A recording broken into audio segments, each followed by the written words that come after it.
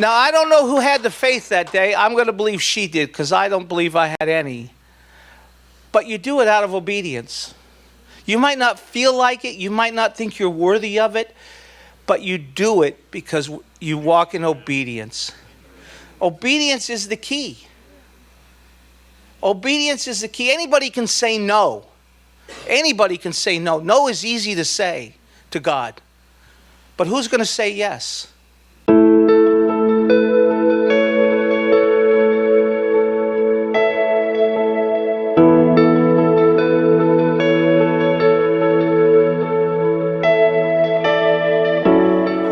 I'm going to invite Leanne up.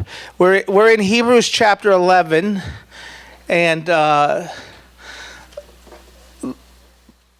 Lord used, I think, I don't want to speak for Leanne, but the Lord used this to really impact her at a very probably difficult time in her life. Make me cry before I start.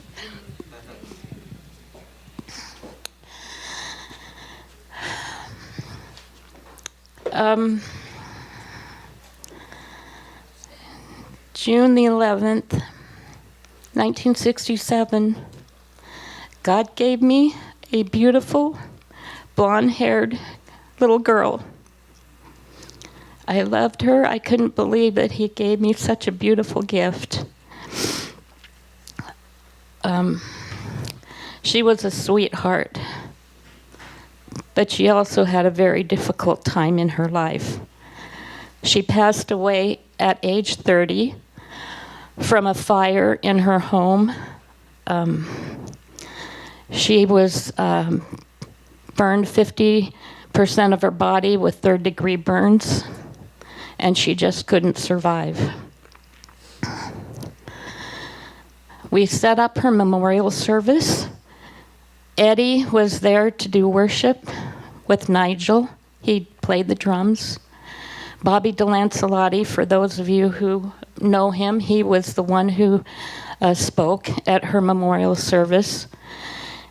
And I was just leaving it at that. I was not going to get up and share at all.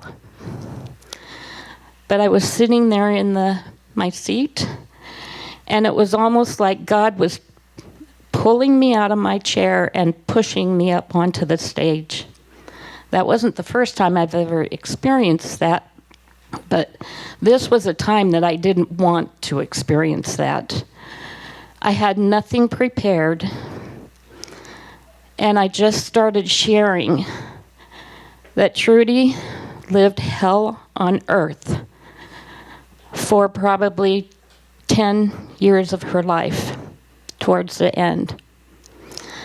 But all that could come to me when I was standing up there on that stage was that Trudy didn't know a stranger. When she was at her grandma's house, if somebody came to the house to visit with her grandparents, she would take them around the whole house, just showing them her grandma's house. She was just so outgoing and friendly. She didn't know a stranger. Instead of bringing home stray cats and dogs, she brought home people.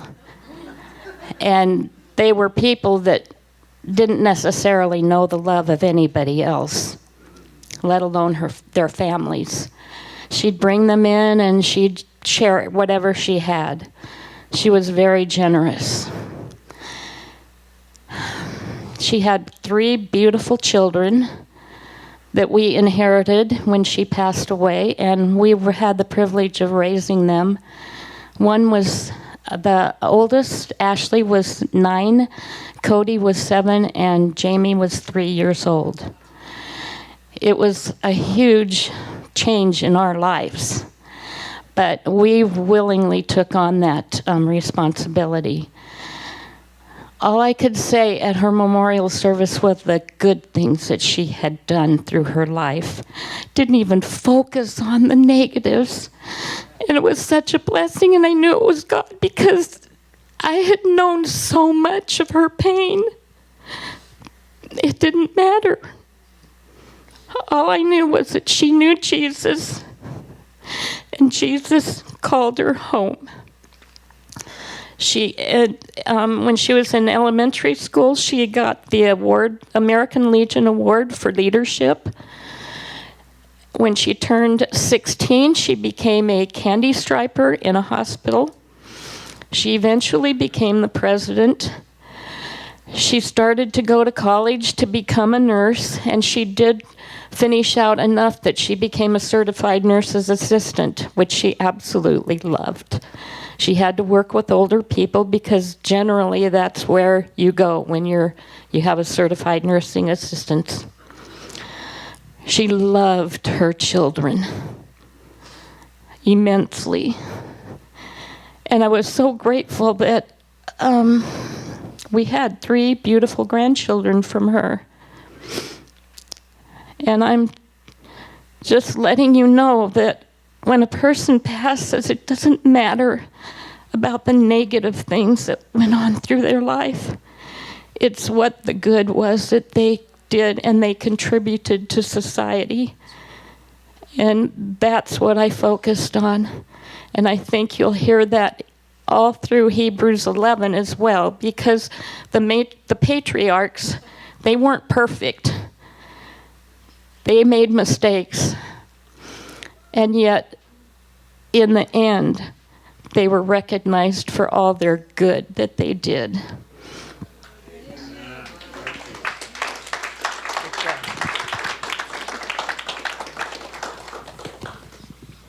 Thank you, Leanne. You know, I mean, that is what she shares are good news. I mean, as I couldn't, I don't think, prove it theologically or doctrinally or whatever the word is. But you know, when I read Hebrews 11, that's what I read. I read that when I stand before God, and He's the God of gods, He's the King of this world, He owns us all. And I stand before Him, He's not going to say that I'm an adulterer. He's not going to talk about me robbing liquor stores. He's not going to talk about how mean I was to people. He's going to talk about that my sins are forgiven and they were never written. And that's the beauty of Christ. That's the beauty of what He did for us on that cross, is that it wipes out that whole part of our life if we're willing to accept Him in. Now, if we want to go to heaven with it, we're all going to stand before that same judge. We can take all that baggage with us. But the good news is that we don't have to. Amen. The good news is that He died for us. And it paid for all these sins that I've done, that I remember, and the enemy reminds me every day. How can you stand up there in front of those people when you were this, and you're this, and you're that? But the truth is, His word says, no, I'm a son. I'm a daughter. I'm loved. I'm not scorned. You know, He didn't throw me away. He didn't make me trash. There was people that would throw me away, and there was people that would make me trash and remind me that I'm trash. There's people in my life that would remind me every day that I was no good. But that's not Him, and that's not His voice. And it's the same for each one of you here. If you've accepted Jesus into your life, and you get the same deal. You get the same deal as David. You get the same deal as, you know, all these heroes that are listed. They weren't always heroes. They were failures. They sinned against the living God. David said, Lord, I've sinned against you and you alone. But in the end, the way the story's written out in Hebrews 11, this guy's a hero. You know, he wasn't. God didn't remind him in the story that he murdered the guy so that he could be with his wife. He didn't remind him of that. He didn't remind him that he was an adulterer. He didn't remind him of any of that. He just said, you're a man after my own heart, David. And we all get to hear that. We really do all get to hear that. You know, I know a lot of guys that, I can't use this language, but I know a lot of guys that have died that weren't good, but they knew Jesus. And when we go to their funeral, we only talk about how good they are. Because that's the way this is. And that's why Leanne's story is a great story. And truly, that was a gift from God for you. It was a gift from God. Because you don't have to remember the pain in Trudy's life anymore. Right? She's a saint. She's in heaven. She's worshiping. She's interceding on our behalf. You know, right? Amen. Hebrews 11. Well, let's turn first real quick, because we're going to talk about faith. I mean, that's all this chapter is faith. And, you know, you got to ask the question, what is faith? And I don't always know what faith is, but I think I know what faith isn't. You know, faith isn't pretending that something has happened when it hasn't happened. But faith is believing in something that you can't see. But, you know, there's been a lot in the church, there's a lot of bad examples of faith. You know, people have told us to do crazy things. People have told us to quit taking medicines when we need those medicines. People have told us to, you know, just believe. Well, you know, I'm like that centurion. I want to believe, but God help me with my unbelief, right? Like, I believe God uses that medicine too. I believe that he uses doctors. I believe that he uses people to, you know, bring help or bring hope. You know, it's not this thing of that heaven opens up and we get pulled up to the top spaceship and then get sent back down to ground, you know. It's like, I mean, God moves, God heals, God does all these things. But to pretend that I'm healed, that's not faith. You know, God doesn't care that if I got a broken arm and you pray for me and you say, Dave, you're healed. He doesn't care if I go to the doctor and have that doctor x-ray it. He doesn't care. Like that is not an offense. It's not a lack of faith to not go to the doctor. That's not a lack of faith. In my mind, I think it's just stupid. You know, like, I believe me, I'm going to go to the doctor and I'm going to have that doctor confirm a miracle, right? I mean, one day I'm hoping to get an MRI just so I know I have a brain. Right? Because it's only by faith that I believe I have a brain. But it's only by faith. There's, and maybe Debbie will tell me some days I don't have one, but that's a whole different story. So Ephesians 2, verse 8 and 9 says, "For it's by grace you have been saved through faith. And that is not from yourself, it is a gift of God." That's important. It's important. It's a gift. It's see, the easiest way for me to think this through is the way John used to teach about gifts and our tool belt being empty. It's faith for you to even go to that tool belt and believe that you can say a prayer and somebody will get healed. You know, you hear people say, "Well, I don't have faith for that." But that's not true either, because you do have faith, because it's a gift from God, and God will give you that gift. Like, I don't know if I can believe that.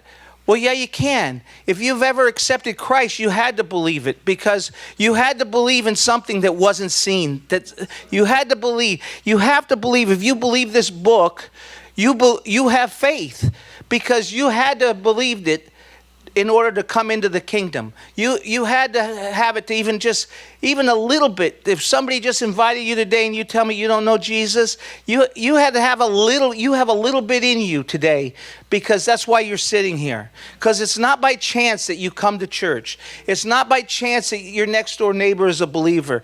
It's not by chance that your grandmother is a believer and prays for your soul every day. And if that's your story, you might as well give up now, because I'm telling you, you won't make it out alive.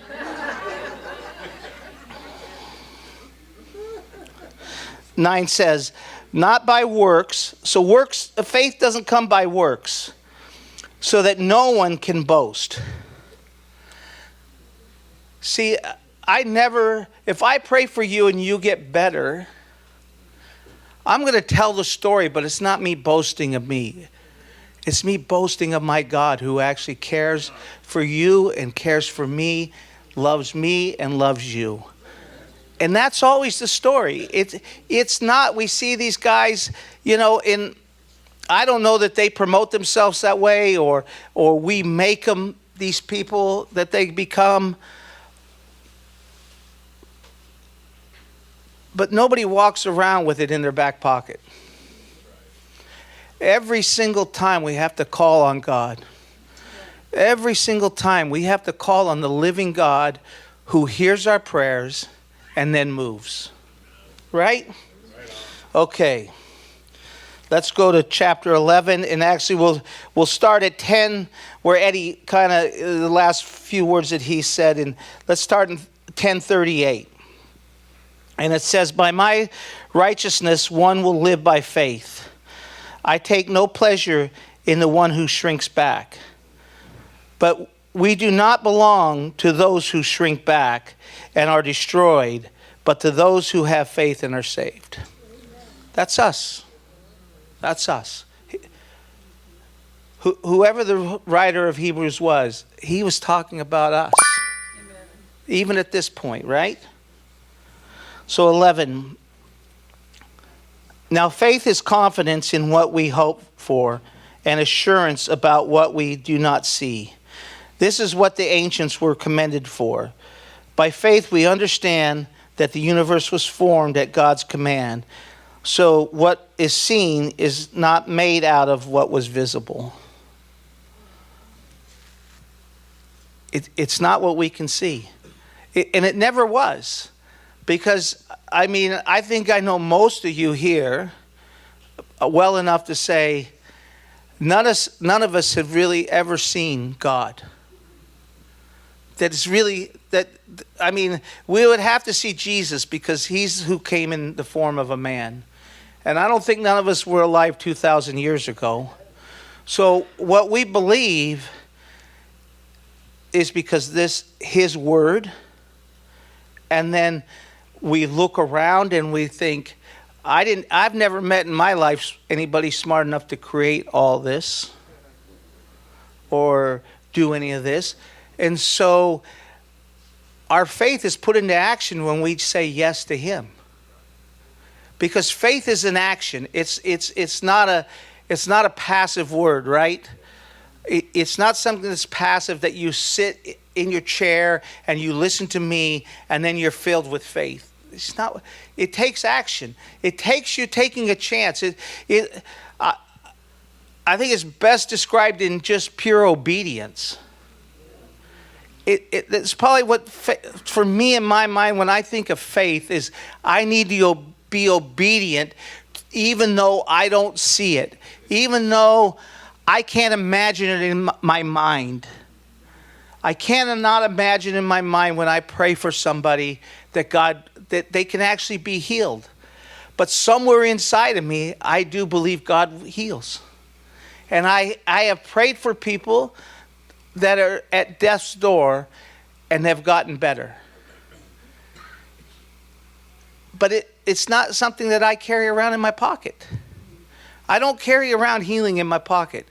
It takes faith. It takes an action. It takes stepping out. It takes even saying, can I pray for you, even though that person might not believe at all. Right? And it's obedience every time you say yes.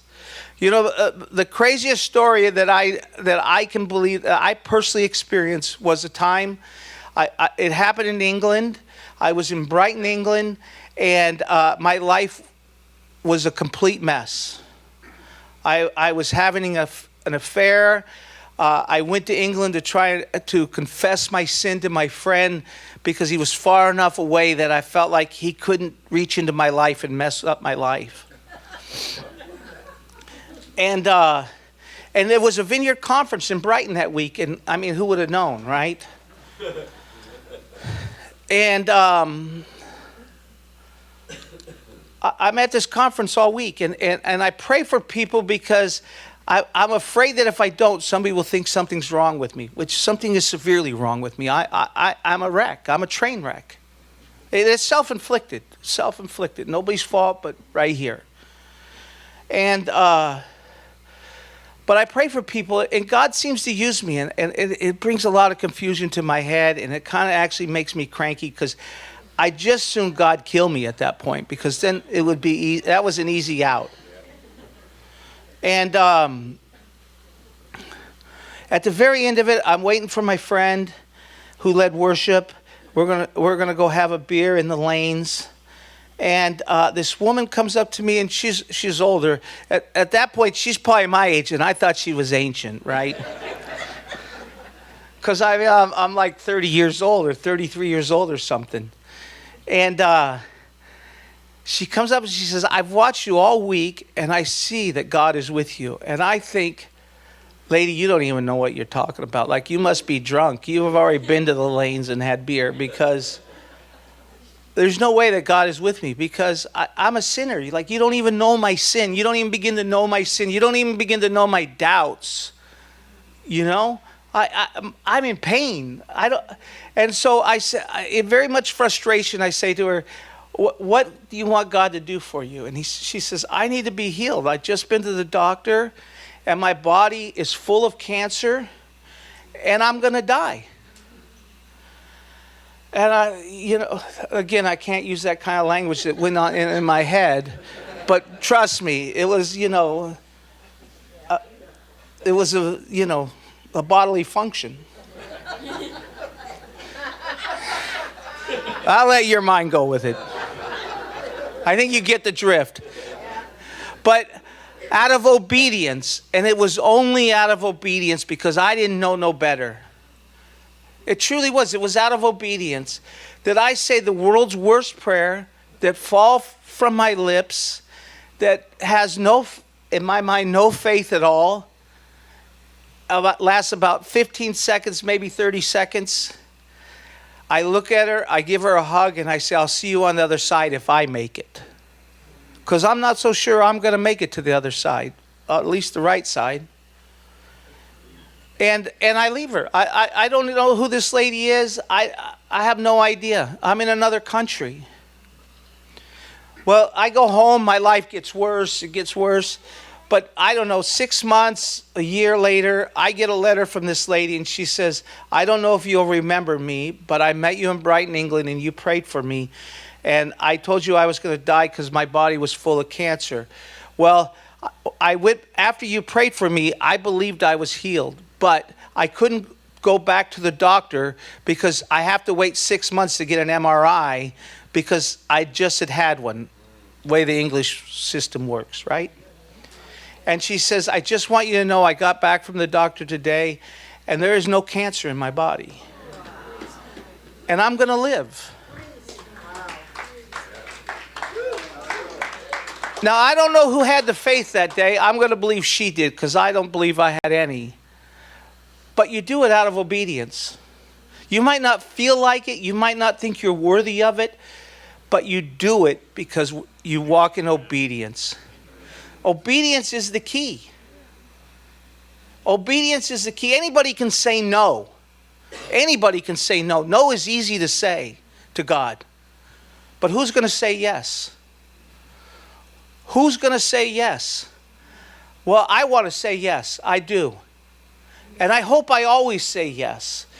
Because I never know when that's a story like that's going to happen. And I didn't do it so I could stand up here one day and have a story that I could pull out of my pocket to make you believe. But you know what? I did it because that's what I was taught to do. In the Anaheim Vineyard in those days, if you would follow John around, or you would follow Blaine around, or you would follow Carol or Becky Cook or Penny or Bob Fulton, any of those people, if you followed them around, they would tell you, this is what we do. And it was second nature. It wasn't, well, I don't know if it's right. I don't know if God still heals today. No, there was no question. You just did it because that's what we did as a people. And that's what we have to remember. That's what we have to go back to. Not to go back to some, like we're going to recapture the glory of the old days. No, we're going to do it because we want to see God move again today. We're going to do it again because we believe God will move today. Because we believe in what we can't see. And even though people die waiting for revival, people wait. You know, pastors use that word revival every week to manipulate people, to try and get them to stay in their church, to try to get them to move over here, to move over there. They use it every day, that word revival. But you know what? Somewhere in my heart, I want to believe that God is going to move again. He's going to do greater things than in 1977 and 1978 and 1979. I got to believe that he's going to do greater things. I got to believe. I mean, I know, I look over at Ken and Carol, and I know they believe, because otherwise they would have given up a long time ago. They just would have. I mean, they're old, they're tired, they can't wait to go to heaven. But they keep praying.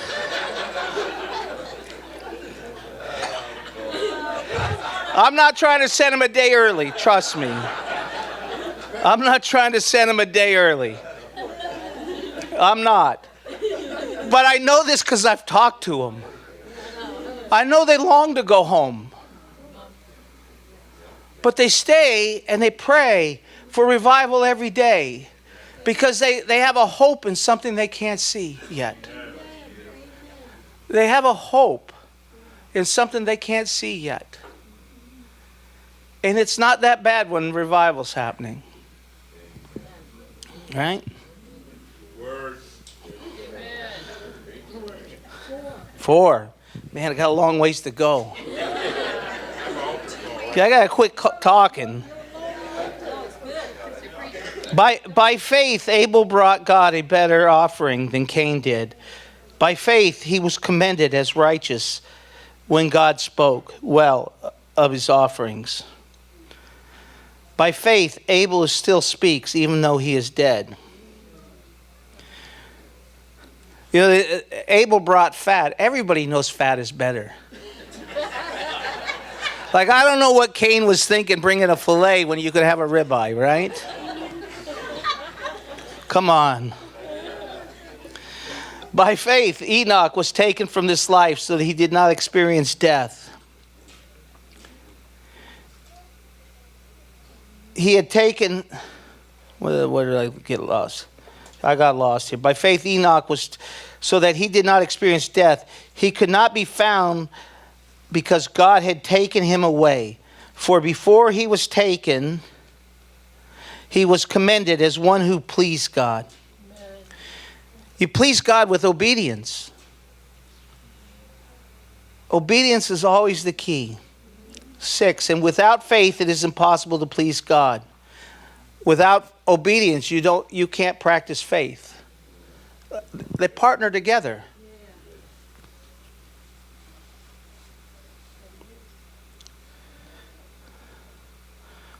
Where am I? 7, right? 6. Oh, 6. Yeah. And without faith, it is impossible to please God, because anyone who comes to him must believe that he exists and that he rewards those who earnestly seek him. That's our job. Right? By faith, Noah, when warned about things not yet seen in holy fear, built an ark to save his family. By faith, he commended the world and became heir of righteousness that is keeping with faith. You know Noah had to feel some days like he was stupid. Right? I mean, the skies are blue and he's talking about a great 40-day storm. You know, sometimes you got to feel like you're the weatherman, right? You just miss it. There had to be times where he maybe doubted, I would think. You know, be nice to ask him one day, right? 8, by faith, Abraham, when called to go to a place he would later receive as his inheritance, obeyed and went, even though he did not know where he was going. That's a hard one, right? That's a hard one. But again, obeyed. Abraham obeyed. That was his act of faith. He obeyed. It's like I tell Craig Paul, he's back to this week. I tell him he goes to the wrong church every week. And I tell him that he should obey me. But there he is going, to Yorba Linda Vineyard. Hey, I think he's only here on a recruiting trip today.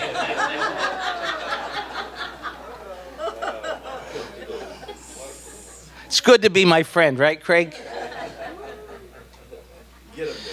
Yeah. 9, by faith he made his home and promised in a promised land like a stranger in a foreign country. He lived in tents, as did Isaac and Jacob, who were heirs with him in the same promise. Now, I don't know. I've never had to live in a tent, but I'm sure there's some uncomfortableness to it. So when I read that verse there, I thought, faith doesn't always make us comfortable.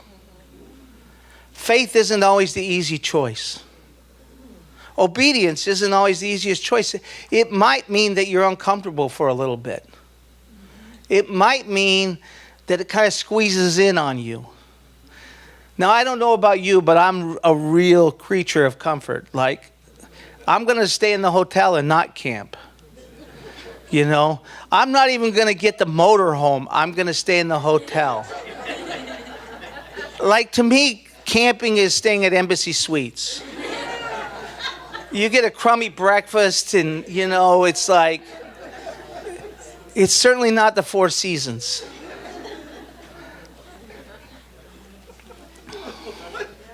It's just not. For he was looking forward to a city with foundations, whose architect and builder is God. Amen. And by faith, even Sarah, who was past her childbearing age, was enabled to bear children because she considered him faithful, who had made the promise. And so from this one man, he is as good as dead, came descendants as numerous as the stars in the sky and countless as the sand in the seashore. Now, God bless Sarah, because I know if God came to me and Debbie and said, I'm going to give you a child, I might not be obedient. Sometimes those kids are overrated. I'm just saying. I'm sure my mother would agree with me. Am I 13? All these people were still living by faith when they died, and they did not receive the things promised. They only saw them and welcomed them from a distance, admitting that they were foreigners and strangers on earth. That's the hard thing, right? Just because we believe and we want to have faith doesn't mean we always get to see. Because we are just visitors here. We're all visitors here. I wish Chris Lazat was here today, because I think he knows this song, but at the end of John's life, he wrote a song about being strangers in a foreign land, being visitors. And it was a great song. But I know it just got recorded, but I don't ever think it got released on an album. Did it, Rick? But Chris was in the studio that day when they recorded it, right? I think Chris Wimber recorded it, and Chris Lazat played with John. I think Chris did the singing, because John's voice was pretty hoarse in those days. It was a wonderful song. I think we sang it a couple times at church, actually. 16? 14. Man, I'm just trying to cheat to get ahead here. People who say such things show that they are looking for a country of their own. If they had been thinking of a country they had left, they would have had opportunity to return. Instead, they were longing for a better country, a heavenly one. Therefore, God is not ashamed to be called their God, for he has prepared a city for them and us. And us. It should say and us because we're important. We're important. By faith, Abraham, when God tested him, offered Isaac as a sacrifice. He who had embraced the promises was about to sacrifice his one and only son. And even though God had said to him, "It is through Isaac that your offspring will be reckoned," Abraham reasoned that God could even raise the dead. And so in manner of speaking did he receive Isaac back from the death. I mean that thought right there, that's the beauty of faith. God gives you an impossible job, and then he gives you the thought, well, he reconciles everything to him, right? He makes everything.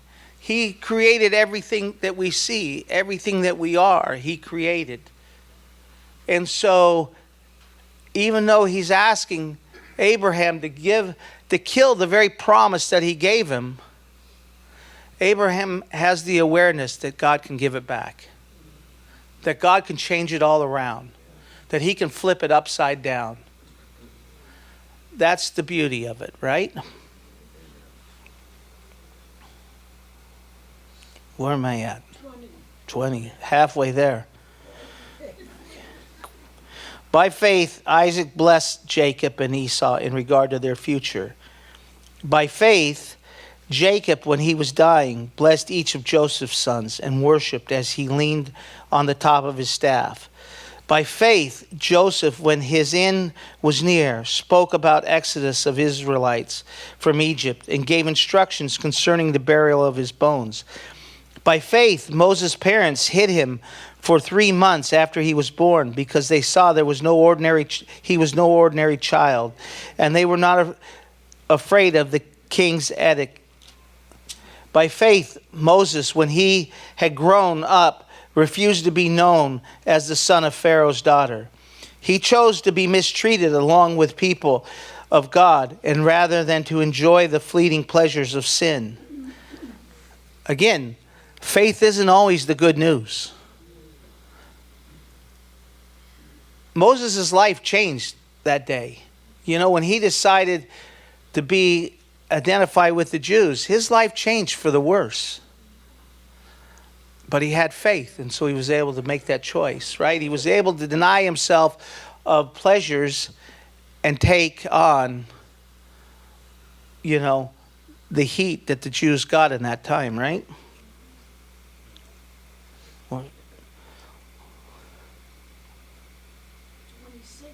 26. He regarded disgrace for the sake of Christ as a greater value of treasures of Egypt, because he was looking ahead to his reward. I mean, that's a long ways to look. I mean, he didn't get to see Jesus come. And there was a long time between Moses' time and Jesus coming. But it's faith that sustains you. It's faith that gives you the patience to wait. It's faith that gives you the perseverance. You know what? I can remember when I was thinking about this right here. I remember the time when I first became a Christian.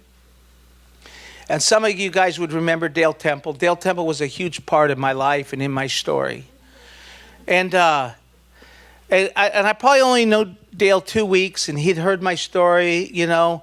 And he said, "Hey, I have a word for you." And I said, "Oh, that would be great." I don't even know if I knew what a word was, but hey, give it. And he said, "The Lord, I was praying for you, and the Lord said one word. He said, persevere." And I looked at him kind of puzzled, because I didn't understand really what he was saying. And he just said, "David, no matter what comes your way, remember that God is with you and persevere. No matter what happens in your life, always remember to persevere.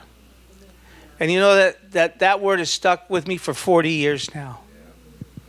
And some of the hardest times in my life, I've leaned back on that one little word and remembered persevere.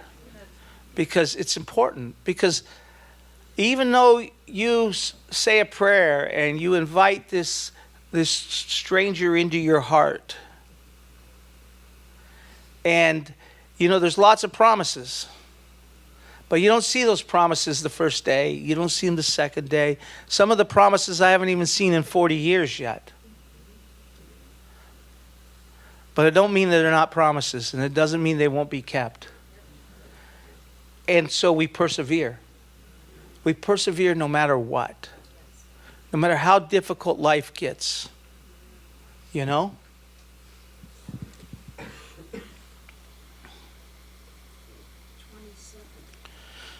By faith, he left Egypt, not fearing the king's anger. He persevered because he saw him who is invisible. By faith, he kept the Passover and the applications of blood, so that the destroyer of the firstborn would not touch the firstborn of Israel. By faith, people passed through the Red Sea on dry land, but when the Egyptians tried to do so, they were drowned. It's good to be God's friend. By faith, the walls of Jericho fell after the army had marched around them for 7 days. By faith, the prostitute Rahab, because she welcomed the spies, was not killed with those who were disobedient. See, obedience brings something, but so does disobedience. Disobedience always leads into death. Sin leads us into death. 32. What more shall I say? I do not have time to tell about Gideon, Barak, Samson, Jeb, and about David and Samuel and the prophets. Though who through faith conquered kingdoms, administered justice, and gained what was promised, who shut the mouths of lions and quenched the fury of the flames and escaped the edge of the sword, whose weakness was turned to strength, and who became powerful in the battle and routed foreign armies. Women received back their dead, raised to life again. There were others who were tortured, refusing to be released, so that they might gain an even better resurrection. Some faced jeers, flogging, even chains and imprisonment. They were put to death by stoning. They were sawed in two. They were killed by swords. They went about in sheepskins and goatskins, and destitute and persecuted and mistreated. The world was not worthy of them. They wandered in the desert and the mountains, living in caves and holes in the ground. These were all commended for their faith. Yet none of them received what had been promised, since God had planned something better for us, so that only together with us would they be made perfect. I mean, that right there explains it out. I mean, we don't sign up for this thing because somebody says we're going to become rich. We're not going to have no problems in life. We're not ever going to see death. We're never going to see despair around us. We're always going to feel good and be happy, right? No. That's not faith. That's not faith. I mean, God bless Leanne. Leanne bared her soul this morning. That was a painful, painful time for her and Richard and their family. But God gave her a gift. And it's that gift that is able to make her persevere through hard times. And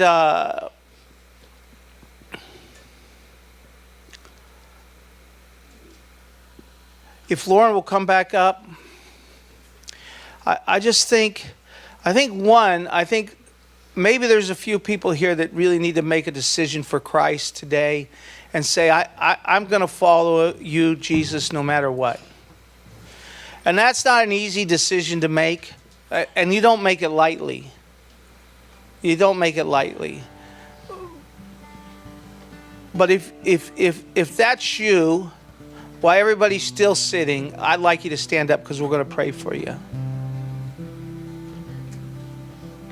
We'll be patient and wait a second, because I think there's some people, you know, it might even be that you've been far away from Jesus. You've already accepted him, but you need to come back in to the fold, into the kingdom. I want you to stand up, and it's not easy. It's not. I understand that.